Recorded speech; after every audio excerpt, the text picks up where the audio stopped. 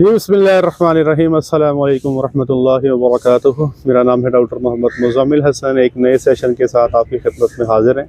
Video start करने से पहले मेरे साथ मिलकर सारे दुरूद शरीफ पढ़ लें। अल्लाहुम्मा सल्ली अला सय्यिदिना व मौलाना मुहम्मदिन व अला आलि सय्यिदिना व मौलाना मुहम्मदिन कमा तुहिब्बु व तर्ज़ू सल्लल्लाहु अलैहि वसल्लम। आप लोग सारे डॉक्टर हैं माशाल्लाह, और आपने कल फील्ड में जाके काम करना है। एक इम्पॉर्टेंट सब्जेक्ट है जो आपके साथ आज बात करने जा रहे हैं, और फील्ड में डॉक्टर की शनाख्त जो है वो इसी से ही होती है।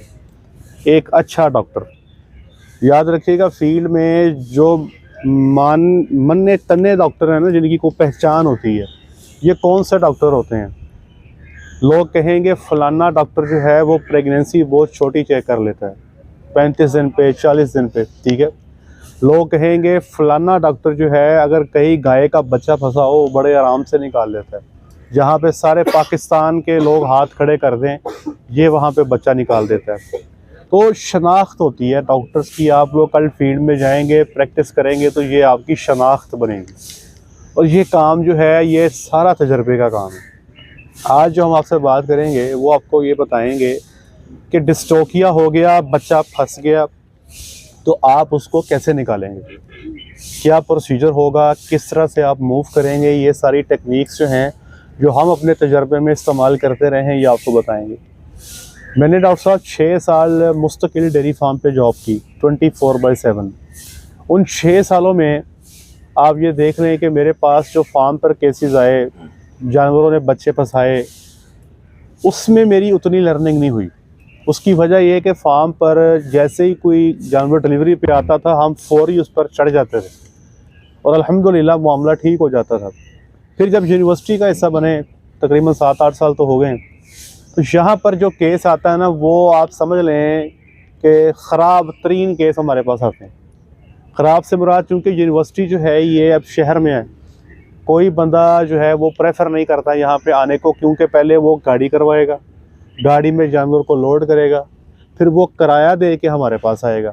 अब आप देख लें हमारे पेरीफ्री में जानवर किधर है, सेम पे चले जाएं आप, यहाँ से 12-13 किलोमीटर है, ठीक है। इसी तरह आप यहाँ से सत्याना रोड पे चले जाएं तो वो भैंस कॉलोनी है, वो भी यहाँ से 10-12 किलोमीटर है। तो हर बंदे की पहली कोशिश ये होती है कि उस इलाके में जो भी प्रैक्टिशनर मौजूद है उससे मदद लेके काम चलाया जाए। लेकिन जब हर तरफ से हाथ खड़े हो जाएँ, मामला ख़राब हो जाए, तो फिर वो केस ही हमारे पास आता है। इसलिए जो मैंने यहाँ पर बच्चा निकालने में जो ट्रेनिंग मेरी यहाँ पर हुई, वो आप समझ लें कि वो एक यूनिक एक्सपीरियंस था। एक यहाँ पर जो हमारे उस्ताद मोहतरम, आप में से कई लोग आई डोंट नो जानते हैं या नहीं जानते, डॉक्टर मकबूल तोबर साहब, थीरियोजिनोलॉजी में एक बहुत बड़ा नाम। इसी तरह प्रोफेसर डॉक्टर एजाज साहब, तजर्बा उनका भी बहुत कमाल था। इसी तरह प्रोफेसर डॉक्टर ज़फ़र इकबाल कुरैशी साहब, ये बहुत सारे नाम हैं जिनका मैं आपसे तज़किरा कर रहा हूँ। इनके साथ हमें काम करने का मौका मिला, ठीक है जी।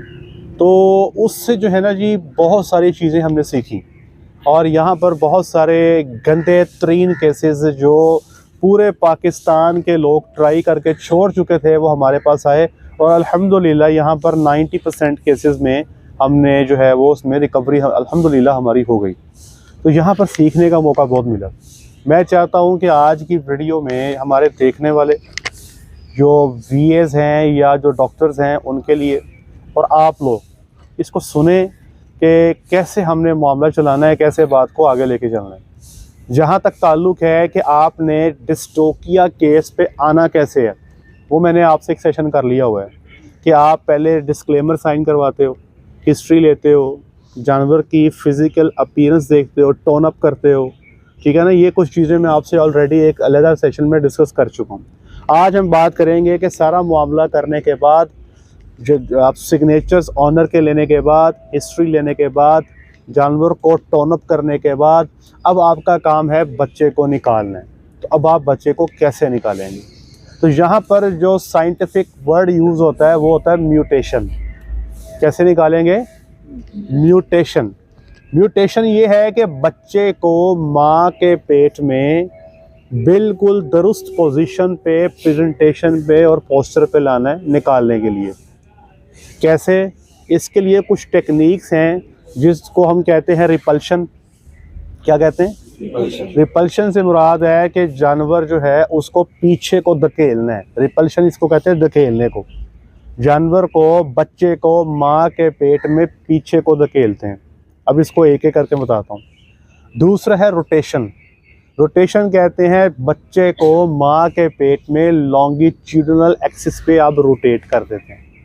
रोटेशन तब तक मुमकिन नहीं होगी जब तक बच्चे के आसपास माँ के पेट में बच्चेदानी में प्रॉपर लुब्रिकेशन नहीं होगी, फ्लूइड्स नहीं होंगे।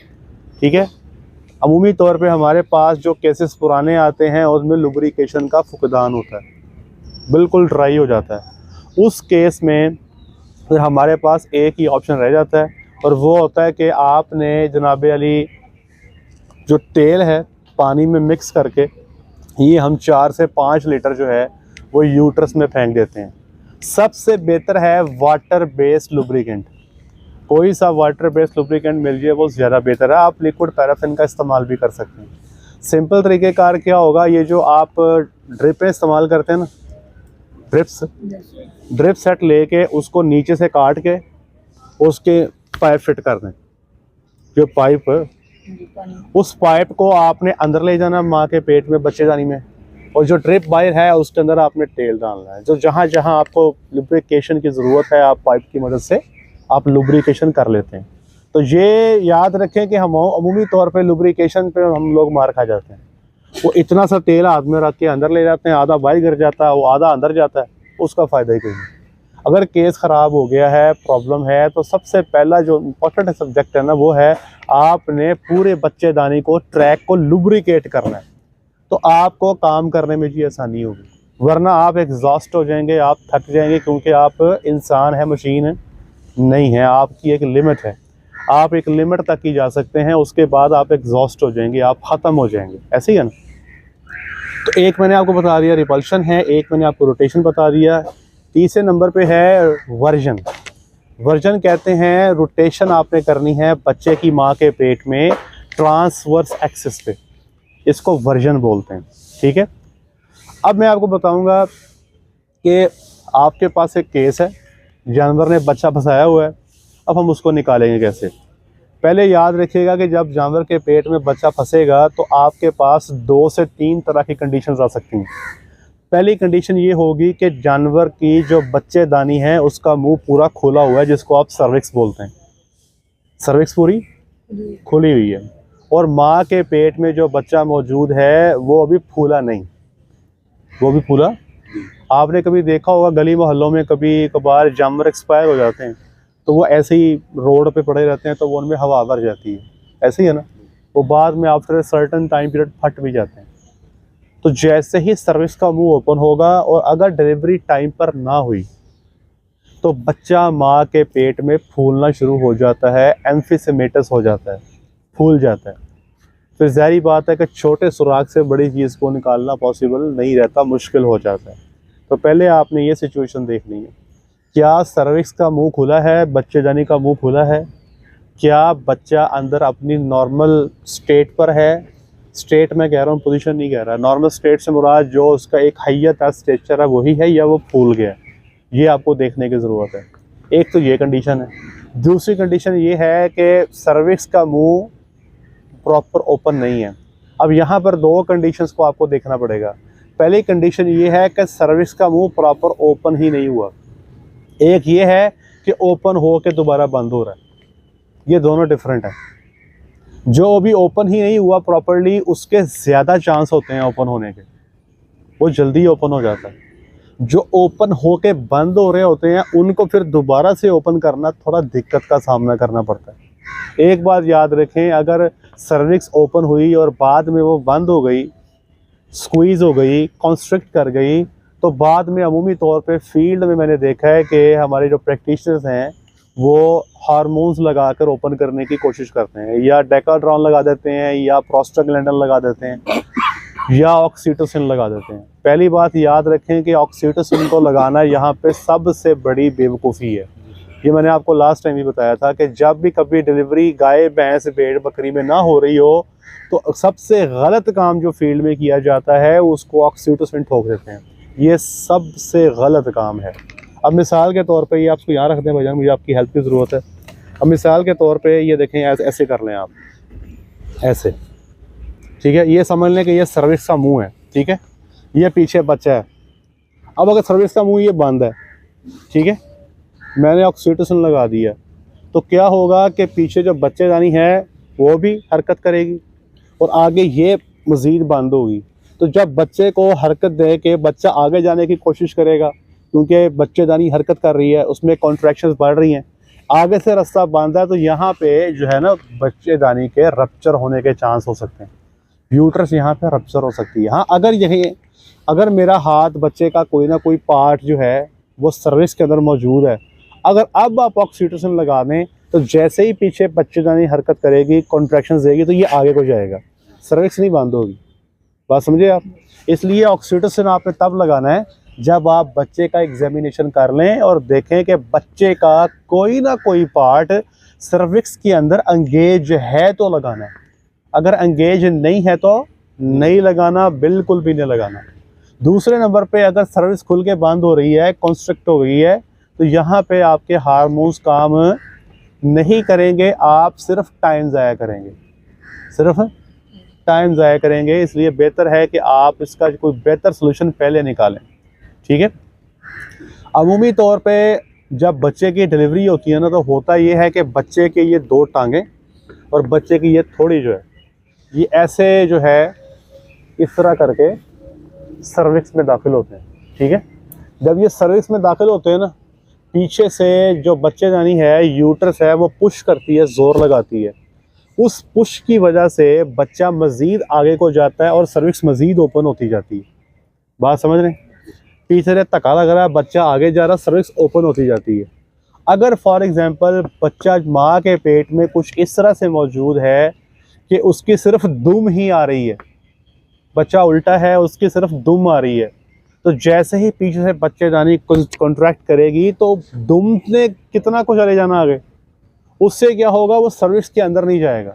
तो सर्विक्स के जब अंदर नहीं जाएगा, सर्विक्स के अंदर से कोई चीज़ पुश होकर बाहर नहीं जाएगी, तो सर्विक्स जितनी ओपन है उतनी रह जाती, मज़ीद वो एक्सपैंड नहीं होती, ठीक है। इसलिए जो न्यू केसेस हैं, अगर आपको नज़र आ रहा है कि सर्विक्स की डायलेशन जो है वो इम्प्रॉपर है, थोड़ी इनकम्प्लीट है, आपने अब बड़े आराम से उसको डायलेट कर सकते हैं। ये इंशाल्लाह भी हम आगे बात करते हैं कैसे कर सकते हैं। या बाद औक़ात ये होता है कि आपके पास टॉर्शन का केस आया, आपने जानवर में टॉर्शन निकाल दी, बच्चेदानी को वट पड़ गया, आपने निकाल दिया। अमूमी तौर पे फिर वही बात कि जब ये वट निकल गया और केस भी न्यू है, फ्रेश है, पुराना नहीं है, यहाँ पे भी आपको सर्विस की ओपन इतनी छोटी सी मिलेगी, इतनी मिलेगी कि आपका एक हाथ ही जा रहा होगा। यहाँ पर भी इसको डायलेट करना आसान है, ठीक है। अगर सर्विक्स में आपको नज़र आए कि हार्डनेस आ गई है, लचक ख़त्म हो गई है, तो फिर ये केस मुश्किल है, फिर इसको सर्विक्स के थ्रू इसकी डिलीवरी करवाना मुश्किल है। और याद रखिएगा कि बेवकूफ़ी नहीं करनी, बेवकूफ़ी नहीं करनी। हम यहाँ से एक जगह पर बच्चा निकालने गए, ये बात है कुछ शायद 5 साल पुरानी बात है। वहाँ पर गए, मौके पर जानवर को चेक किया तो देखा कि बच्चा जो है माँ के पेट में एक्सपायर हो गया और सर्विक्स जो है, बच्चेदानी का जो मुंह है वो 90% क्लोज़ है। और हमारी ऑब्जर्वेशन पर हमें ये अंदाज़ा हुआ कि ये जो है खुल के बंद हो गई है। हमने फार्मर को सजेस्ट किया कि भैया इसका सिजेरियन करवा लो, इसका ऑपरेशन करवा लो, इसका और कोई हल नहीं है। अब ऑपरेशन पे ना जी हमारा फार्मर डर जाता है। एक तो डेफिनेटली कॉस्ट भी है, दूसरा कई सारे लोग जो कॉस्ट से, कीमत से नहीं घबराते, वो बाद में उसकी केयर से घबरा जाते हैं कि पता नहीं कैसे संभालेंगे, कैसे होगा, कैसे नहीं होगा। बहरहाल जी हम वहाँ से निकल आए तो उन्होंने जनाब वहाँ पर लोकल किसी बंदे को बुलाया। वो ना डॉक्टर था ना प्रैक्टिशनर था, बस मशहूर था कि काका सोना गाड़ लेंगे। वो भाईजान आए, उन्होंने ब्लेड से अंदर कट लगाया, बच्चा भर दिया, घंटे बाद गाँ मर गई, माँ मर गई। बात यह है कि बच्चा निकालना मकसद नहीं है। जब आपको डिस्टोकिया पढ़ाते हैं ना, तो उसमें हम एक बात बताते हैं कि आपने लाइफ ऑफ डैम बचानी है, आपने जो ज़िंदगी है बच्चे की उसको बचाने की कोशिश करनी है, और जो माँ है उसकी फर्टिलिटी जो फ्यूचर की है, ये 3 चीज़ें कि आगे वो गब्बन भी हो, ये बचानी है। हमारा मकसद सिर्फ ये नहीं है कि लड़ के टका तुका लगा के कुश्ती करके बच्चा बाहर निकाल के और पैसे लेके चले जाएं। हमारे मकसद में शामिल है कि बच्चा बचे। हाँ, अगर आप केस पर गए हो, बच्चा लाइव नहीं है, वो एक अलग बात है। फिर हमारा दूसरा टारगेट ये है कि जो बच्चे की माँ है उसको सेव करना है, ठीक है। और तीसरा टारगेट ये है कि माँ जो है वो आगे फ्यूचर में प्रेग्नेंट भी हो। इन चीज़ों को ज़हन में रख के आपने डिसीजन लेना है। ये तो हम भी कर सकते थे कि हाथ अंदर लेके जाके सर्विक्स में कट लगा देते, वो मुंह खोल के बच्चे को बाहर ले आते, वो घंटे बाद मर जाती, हमें तो शाबाश मिल जानी थी ना, लॉरी काका कर देते। पर वो बात ये है कि वो एक्चुअल में नुकसान है, उसका फ़ायदा कोई नहीं है। तो याद रखें कि आपने फील्ड में हमेशा ईमानदारी से काम लेना है, ऑनेस्ट ओपिनियन देना है। लोग कई दफ़ा आपको गलत काम करने पर पुश करेंगे, क्योंकि जिसका जानवर होता है ना वो जज्बाती हो जाता है। उसको होता है कि किसी ना किसी तरीके से कुछ ना कुछ करके बस काम हो जाए, ठीक है ना। दिल को चैन नहीं आता, दिल को करार नहीं आता। इंसान की तबीयत कुछ ऐसी है। जैसे ही देखो ना, ये कैंसर के पेशेंट्स होते हैं, कई दफ़ा ऐसे होता है कि डॉक्टर्स बता देते हैं कि भाई ये 4th स्टेज कैंसर है, इसका ट्रीटमेंट नहीं होगा, आप पेशेंट को ले जाएं। आप देखें, कभी भी उस पेशेंट को घर में नहीं रखा जाता, उसको किसी और डॉक्टर के पास ज़रूर लेके जाया जाता है। तो कोई तो हो जो इसको कुछ दे दे यार, कोई हामी भर ले कि चलें कोशिश कर लेते हैं, कोई उम्मीद की किरण नज़र आ जाए। तो हम बेसिकली जो है, हमारी एक नेचर है, ह्यूमन इंस्टिंक्ट है, हमें उम्मीद चाहिए, हमें उम्मीद की किरण चाहिए, हमें कोई होप देने वाला बंदा चाहिए, हमें कोई एनकरेज करने वाला बंदा चाहिए, जो फिर कर देता है, फिर हम उसके पीछे चल पड़ते हैं। तब आपकी सोचने समझने की सलाहियत उस तरह से नहीं रहती। जो बंदा सीधे ही आके कह देगा कि भाई ये ऐसे है, ये ऐसे होगा, ऐसे करेंगे, तो कई दफ़ा उसकी बात को ऐसा सच नहीं लिया जाता, क्योंकि फार्मर ने एक जहन बनाया होता है कि यार ये कुछ ऐसे हो जाए तो बेहतर है, और उसी की तलाश में वो लगा रहता है। तो जनाब अली, टॉर्शन के वक्त भी ये प्रॉब्लम आ सकता है कि सर्विक्स जो है वो पार्टली ओपन है या क्लोज है। अब हमने देख लिया, कंडीशंस को ऑब्जर्व कर लिया, बच्चा अंदर फूला हुआ है नहीं है, सर्विक्स ओपन है नहीं है, सर्विक्स जो है क्या अभी मुकम्मल ओपन नहीं हुई, या सर्विक्स जो है वो ओपन होकर क्लोज हो रही है। ये सारे मामला चेक करने के बाद अब है जी हमारा अगला काम। अगला काम ये है कि अब हम क्या करेंगे कि माँ के पेट में बच्चे को एक्चुअल में नोट करेंगे, उसकी सिचुएशन क्या है, किस पोजीशन में है, किस प्रेजेंटेशन में है, किस पोस्चर में है। जब तक आपको ये क्लियर ना हो, आपने जोर नहीं लगवाना। याद रख लीजिएगा, जोर नहीं लगवाना। कई दफ़ा ऐसे होता है कि बच्चे की समझ नहीं आ रही होती, बच्चे की कभी हेड नहीं मिल रहा होता, हेड पीछे को ऐसे मुड़ जाता है, वावा पीछे निकल जाता है। कभी दफ़ा हेड ऐसे नीचे को होता है, ऐसे बिल्कुल नीचे, ठीक है। वो नया बंदा होता है, उसका हेड मिल नहीं रहा होता, वो क्लास यूज करता रहता है, तो समझ नहीं आती बच्चा किधर है, बाँ किधर है, सार कितने है, को समझ नहीं आ रही होती। ये आहिस्ता आहिस्ता जब आप बार बार जो है ना जी इस केसेस को करेंगे तो ये चीज़ें इंशाल्लाह आपको समझ आ जाएंगी। आपने सबसे पहले तलाश करना है एक कि बच्चा अंदर है किस तरह, उसका सर किधर है, उसकी टांगे किधर है, क्या अगली टांगे हैं, क्या पिछली टांगे हैं, फिर आपने मामला चलाना है। अगर तो पिछली टांगे हैं तो यहाँ पर सिर्फ और सिर्फ जो करने वाला काम है वो 2 काम है। अगर पिछली टांगे हैं तो करने वाले काम कितने? 2 काम है। पहला काम ये है कि आपने अच्छी तरह से लुब्रिकेट करना है, टका के। दूसरा काम ये है कि टांगों को सीधा करके आपने बर्थ कैनाल में लेके आना है और उस पर ट्रैक्शन अप्लाई करवानी है, जोर लगवाना है, बस, और कोई काम नहीं, ठीक है। टांग खींचने के लिए अब मिसाल के तौर पे ये भाईजान है, ठीक है जी, ये समझ लें कि माँ के पेट में बच्चा फंसा हुआ है, समझ लें आप, ये इनकी ये टांगे हैं जो आगे हैं, ये ज़रा समझ लीजिएगा, ये समझ लें, ठीक है जी। अब मैं डॉक्टर साहब यहाँ पे हाथ डाल रहा हूँ पीछे से, मैं तलाश कर रहा हूँ, मुझे ये टांग मिल गई, ये मुझे टांग मिल गई, मैंने चेक कर लिया कि यार ये टांग ना पिछली है। अब मैंने इस टांग को पीछे निकालना, ठीक है। तो अब इसको पकड़ के यहाँ ऐसे नहीं खींचना, ये टांग पीछे को ऐसे नहीं पीछे आ जानी है, मेरी बात समझ रहे हैं। ये जो हूफ है ना, ये समझिए बच्चे के खोर हैं, ये जो बच्चे का हूफ है, ये इसमें इनफ जो है ना स्ट्रेंथ मौजूद है कि ये बच्चेदानी को रप्चर कर सकता है, इससे बच्चेदानी को नुकसान हो सकता है। कोशिश करें अगर आपका हाथ इस तक पहुंच जाए, कोशिश करें कि आपका हाथ इस हूफ तक पहुंच जाए, इसको कप कर लें ताकि जब आप ट्रैक्शन अप्लाई करें तो ये जो हूफ है आपका, ये बच्चे जाने को नुकसान ना दे। अगर आप समझते हैं आपके हाथ छोटे हैं, कईयों की बात छोटी होंगी, कईयों की लंबी होंगी, ठीक है जी। जैसे हमें कुदरती तौर पे आज हमारी बाजू लंबी है, लेकिन बाद औक़ात वलैती गायों में ये बाजू भी छोटी पड़ जाती है। वो इतने बड़े बड़े पेट होते हैं जनाब, वो उसमें क्या करते हैं कि ये टांग आगे है, तो आपने सबसे पहले ये पार्ट जो है बच्चे का पकड़ के इसको नज़दीक करना है। इसको जब नज़दीक करेंगे तो ये थोड़ा सा ये पोर्शन आपकी रेंज में आ जाएगा, ठीक है।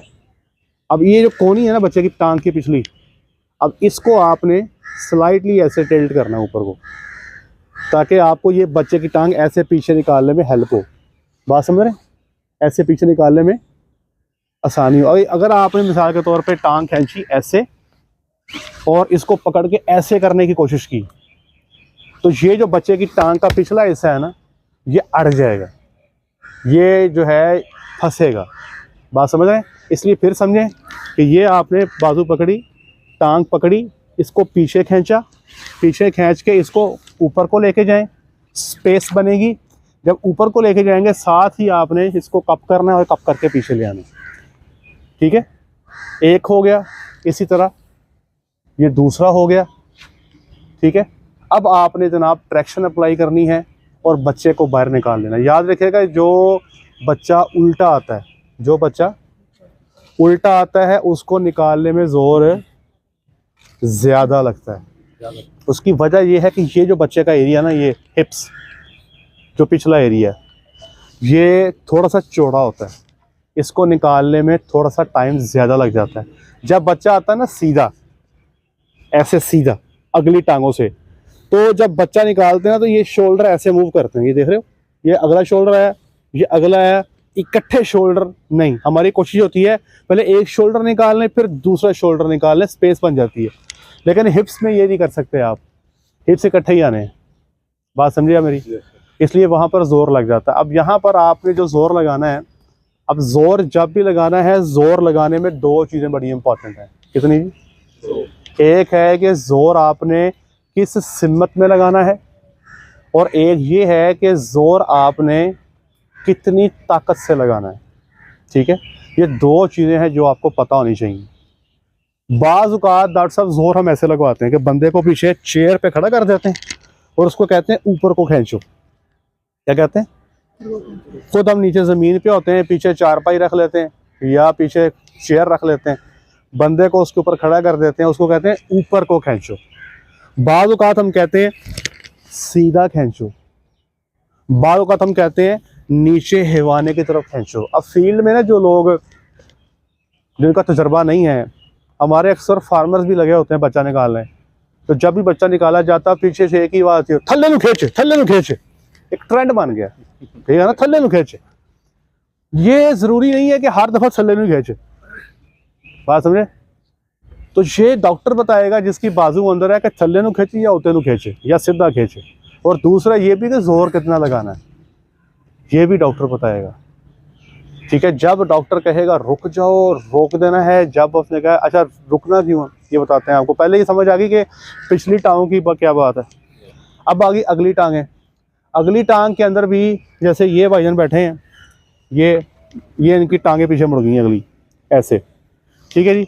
हम आगे जाते हैं, पहले देख लिया, सर तलाश कर लिया, ठीक है जी। उसके बाद ये हाथ ले गए, फिर इसको कप करके लेके आना, ऐसे इसको कप करके लेके आना। ये बात नहीं भूलनी, ऐसे नहीं करना ऐथों फड़िया खिंच के ले आए, नहीं, ये गलत है, ये तरीका गलत है, ये नहीं करना आपने।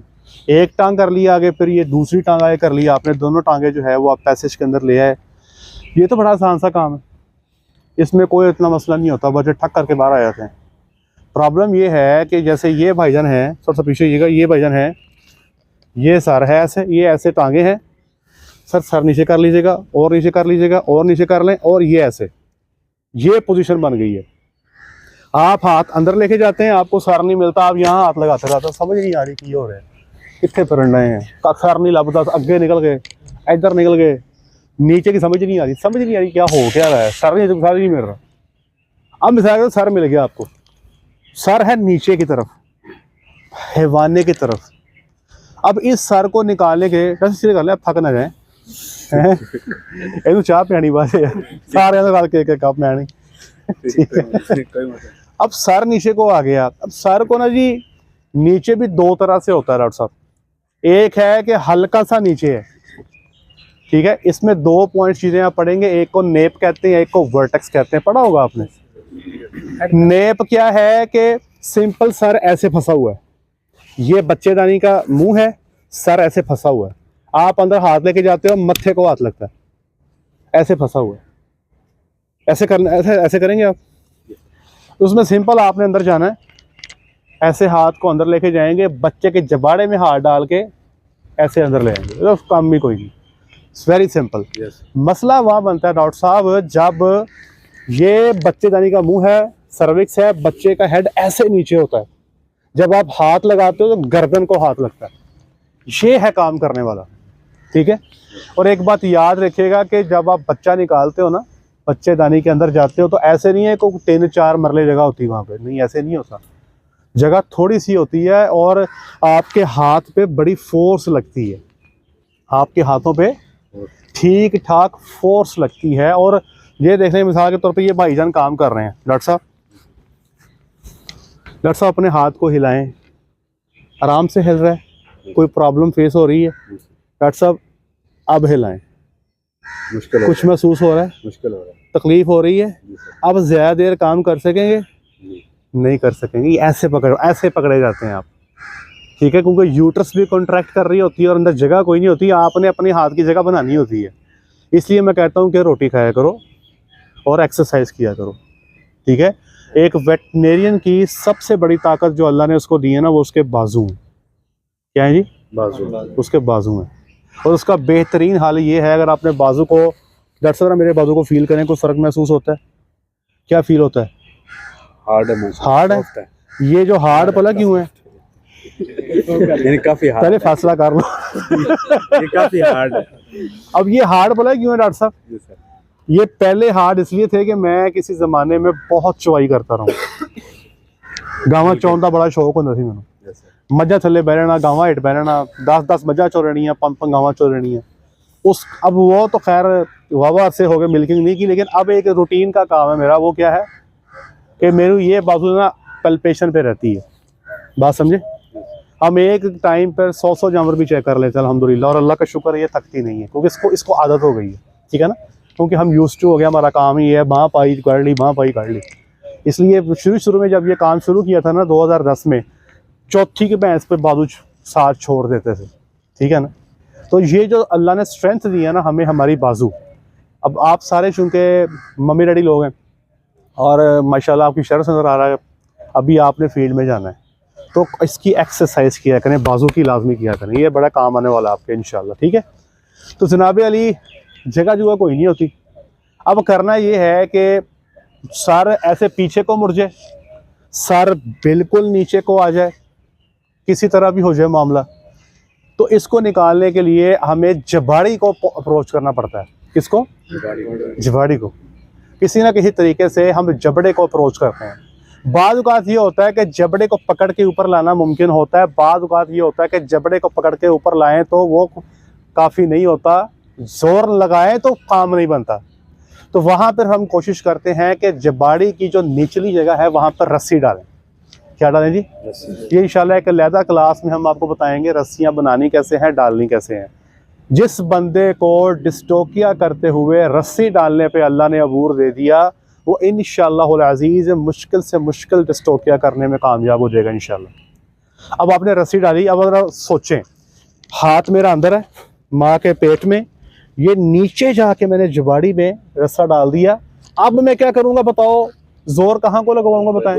ऊपर को लगवाऊंगा, क्योंकि मैंने बच्चे का मुंह नीचे से कहाँ लेकर आना है? ऊपर लेकर आना है। तो मैं क्या करूंगा? उसको कहूंगा पीछे खड़ा हो जा, ऊपर खींच, तो वो मुंह को ऊपर को खींचेगा। जब मुंह ऊपर आ जाएगा तो फिर क्या कहूंगा? अब सीधा खींच, ताकि बच्चा सीधा है। अब यहाँ पर बात गौर करने वाली, जो मैंने आपसे कहा कि जोर कितना लगवाना है, कब रोक देना है, ये फैसला हमारा। कैसी की बात समझे? इसमें इंपॉर्टेंट चीज ये है कि अब जोर लग रहा है, मेरा हाथ अंदर है, बंदे पीछे जोर लगा रहे हैं और मैं देख रहा हूं कि बच्चा मूव करता करता बाहर आ रहा है, ठीक है, ओके। अब मैं क्या देख रहा हूँ कि जोर लग रहा है, बच्चा उधर ही है, जोर लगी जा रहा है, जबाड़ी टूट जाती है। हमने केस देखे हैं, ये जबाड़ी टूट के बाहर आ जाती है। बात समझे? इसलिए अगर आप देखें कि अगर आपका पीछे जोर लग रहा है, जबड़े पे बात नहीं बन रही, रोक के रस्सी जबड़े की निकाल दो और हेड को कवर करो। हेड को ऐसे कवर कर दें, यहाँ से ऐसे जबड़े के अंदर, या फिर ऐसे भी कर लेते हैं, जैसे आपको इजी हो। तो फिर उसको जोर लगाएं तो आपका काम इंशाअल्लाह अज़ीज़ हो जाएगा। तो ये कुछ तरीका था। अगर आपका हेड राइट पे डेविएटेड है या लेफ़्ट पे डेविएटेड है तो दोनों तरीक़ों में काम आप ऐसे ही करेंगे। बाद औक़ात ये होता है डॉक्टर साहब के जो बच्चे का हेड है वो पीछे को इस कदर मुड़ जाता है कि आपके हाथ में उसकी जबाड़ी आती नहीं, आपके हाथ में उसका जबड़ा आता ही नहीं। मिसाल के तौर पे इसी को हेड समझ लो, ये पीछे को मुड़ा हुआ है, ये हेड पीछे को मुड़ा हुआ है, ये गर्दन है, ये समझ लो। मैं हाथ लेके जा रहा हूँ, इससे आगे नहीं जा पा रहा, जबाड़ी तो बहुत आगे है, ठीक है। ये केस मैंने किए हुए हैं, नहीं हाथ में आ रहा, कैसे खींचें? तो आपने करना ये है, रस्सी ले जानी है, रस्सी जाके आपने यहाँ पे फंसानी शुरू करनी है, ठीक है। सोचें बच्चे का मुंह ऐसे मुड़ा हुआ है, ये गर्दन के बीच में से फंसाएंगे और नीचे से रस्सी निकालेंगे और बाहर ले जाएंगे। अब पीछे से कहेंगे ट्रैक्शन लगाओ, जब वो ट्रैक्शन लगाएगा तो ये थोड़ा सा पीछे को आएगा और ये जबाड़ी जो है आपकी रेंज में आ जाएगी, ठीक है। So we have done this sort of cases. तो ये तरीक़ेकार है आपका इसको डील करने का। अगर है अगला केस कि बच्चा जो है सर्विक्स पूरी ओपन नहीं है, प्रॉपर्ली डायलेटेड नहीं है, तो उसमें तरीक़ेकार ये होगा कि सबसे पहले आप बच्चे की टांग को रस्सी डाल के आप पैसेज में लेकर आएंगे, सर्विक्स में ले आएंगे। एक टांग ले आए, फिर जनाब अली हर 5-5 मिनट के बाद हाथ पे लुब्रिकेंट लगा के आप अंदर जाएंगे और मसाज करके बाहर आ जाएंगे। आपने ये काम करते रहना। इस केस में एवल का इस्तेमाल और डेक्सा का इस्तेमाल लाजमी करें ताकि जानवर डाउन ना हो, कोई एलर्जिक रिएक्शन ना हो, कोई प्रॉब्लम ना हो, हिस्टामिन्स बहुत रिलीज़ होते हैं। फिर कुछ अरसे के बाद जब आप देखें कि कुछ स्पेस बन गई है तो फिर आपने दूसरी टांग को रस्सा डालना है और उस दूसरी टांग को आहिस्ता से आपने सर्विक्स के अंदर लेके आना है। अभी हेड पीछे है, हेड अभी पीछे है। हमने क्या किया, एक टांग को रस्सा डाला, बाहर ले आए, दूसरी टांग को रस्सा डाला, बाहर ले आए। अब ये दो टांगों जितनी जगह जो है सर्विक्स में बन गई। फिर हम जाएंगे अंदर से और ऊपर से नीचे से साइड से मसाज करते जाएंगे। फिर अगला काम क्या करेंगे, हम रिपल्शन करेंगे। हम करेंगे जनाब इस बाजू को पीछे वापस, इस बाजू को भी पीछे वापस बच्चेदानी में भेज देंगे, ठीक है। ये जो रिपल्शन है ये बैठे हुए जानवर में करनी मुश्किल है, खड़े जानवर में करनी आसान है।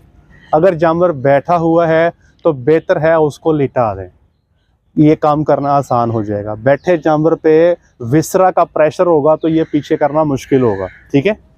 अब जनाब अली हाथ दोनों मैंने पीछे कर दिए, टांगे।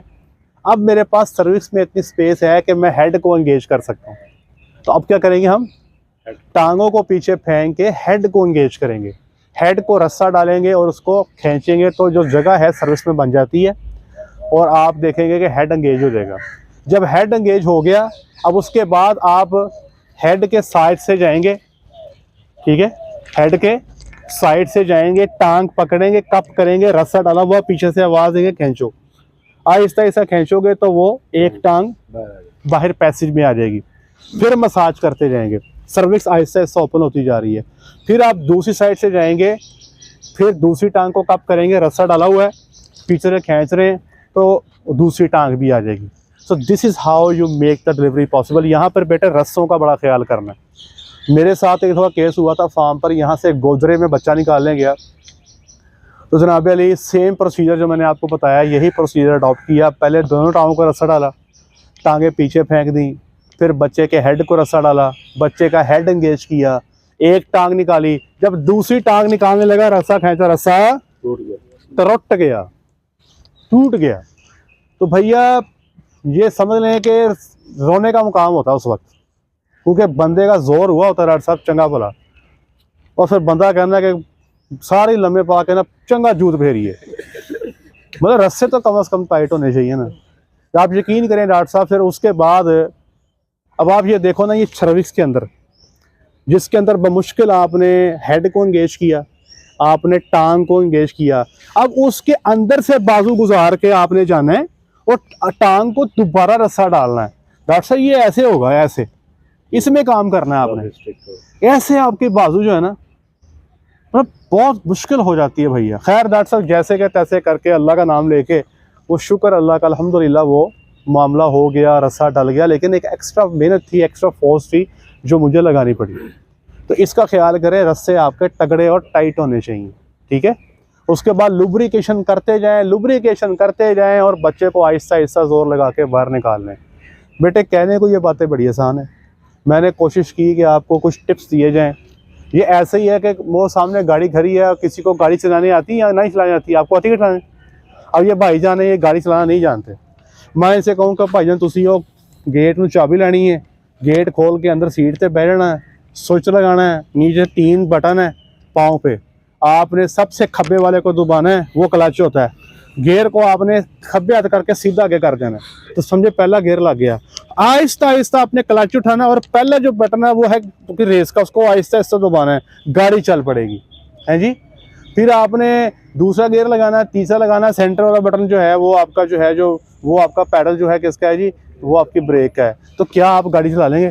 नहीं चलनी, सीख जरूर लेंगे। प्रिंसिपल क्या है, ये चलानी कब आएगी? जब आप किसी खुली जगह पे इसको चलाएंगे, बार बार चलाएंगे, और ये कोई ऐसा मसले वाली बात नहीं है, आप 3 से 4 दिन चलाएंगे तो आपका हाथ रहला हो जाएगा।